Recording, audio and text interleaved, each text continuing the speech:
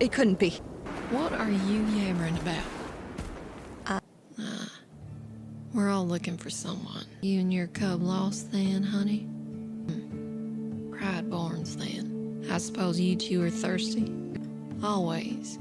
Any prideless on the stretch knows where to find every drop of water from here to the Stone Land. Follow me.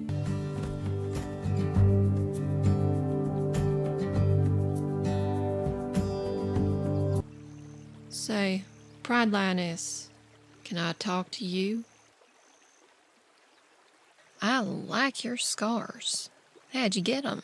Maybe to a pride lion, but we prideless have a soft spot for scars like yours. Really? I've always hated mine. Scars mean you went through something tough in the past, survived it, and came back stronger. Out on the stretch, we respect that. I've never thought about it that way. Well, I hope you do think about it that way from now on. But that's not why I called you here. What is it? You should drop that cub. What? Why? I can teach you to survive out here. You've got a strong spirit on you, and that's what it takes on the stretch. But that fat little cub, he won't make it, and he'll take you down with him. Feather and I have been doing fine. No, you haven't. Anyone can see that he's stayed round as an egg while you're nothing but skin and bones. In prides, we learn to put others first. You're not in a pride anymore, honey. Any prideless worth their salt would have dumped that cub weeks ago. It's not even yours. I know he's not mine, but... You even love that thing? Or is this just some leftover sense of pride responsibility? Because that won't serve you here. Look, you and me can leave right now. I'll travel with you, show you the secrets of the stretch and all the tricks I know to stay alive. But I'm not taking that cub with us. So make up your mind. Made your choice, huh? I would rather neither of us made it than leave him alone out here. I admire that. Say, you ever heard of the shifting place? Once. What is it? It's this place that's green even in dry season, where the rivers are always cold and clear. The trees so big, you swear they touch the sun. And smack dab in the middle, there's this big waterfall, tallest thing you've ever seen. Well, that's the thing, sweetie. It shifts. It's one place one day, and someplace completely different the next. Kind of like a mirage. Ain't that neat? You can call me Rain, sweetie. Anyway, I'll be off.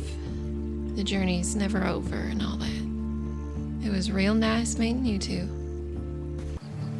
Don't have a fit. I'm just an old traveler looking for water. You understand, don't you? Fine. Mighty kind of you.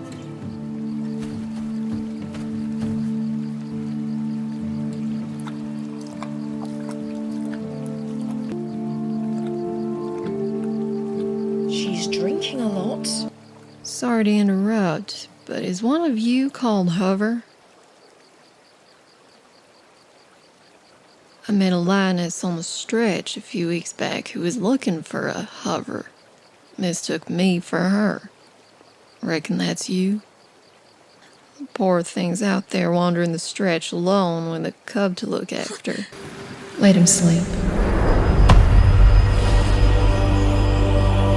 Don't just sit there slack-jawed. Get up.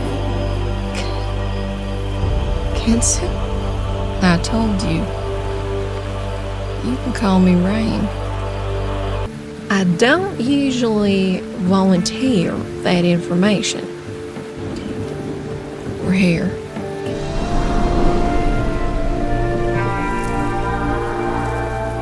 Close your eyes.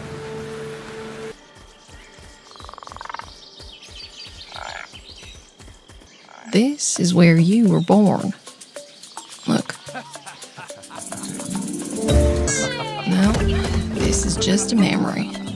You were called Kyoga, and that cub you're playing with is Light. You were both chosen by your goddesses as leaders of your kingdoms. You were promised to each other as mates. Because you don't know this story. Come on.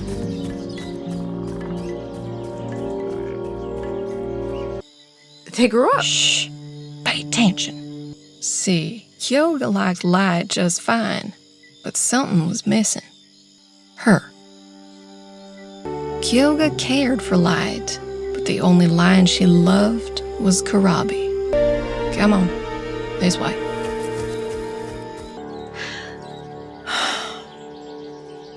This way. Light started a war between the Sun and the Storm Kingdoms, accusing Karabi of kidnapping his bride and demanding retribution. It resulted in carnage on a scale never seen before or since.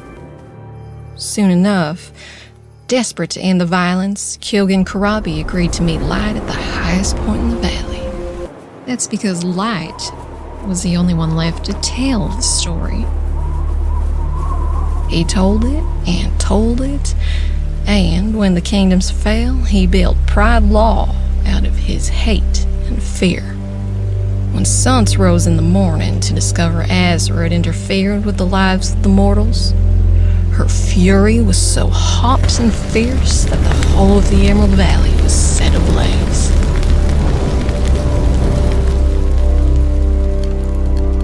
I did my best to put out the flames, but it wasn't enough. Azra's been missing since then, and Sansa's anger has never subsided. That's why the dry season is longer and harder every year. Azra's been missing? This whole time. But who's been taking spirits to the stars? No one. Ghosts are trapped on Earth till she returns. That's why I need your help. Me? You are Kyoga. You're destined to kill Light, whoever he is in this life. But if you do, the cycle will only repeat again. Azra will stay hidden, dry season will get worse, and pride law will continue. I want you to help me end it. I'm sorry. I think you have the wrong lioness. I'm not Kyoga or a legend. I'm just... nothing. You can believe that and do nothing, or you can help me fix a broken world. Your choice. Okay. What do you need me to do? Find Azra. She's in the shifting place. She and Suns have got to reconcile, but it's under a curse to shift someplace else if Suns or I get too close. I wouldn't even know where to start looking. It'll come to you, darling. It always does. But, Azra won't leave it if she knows it's to see her sisters. Best keep this conversation between you and I. You want me to trick a goddess? Not trick, just nudge in the right direction. She needs it. I don't know if I can do that. When the time comes, I know you'll do the right thing.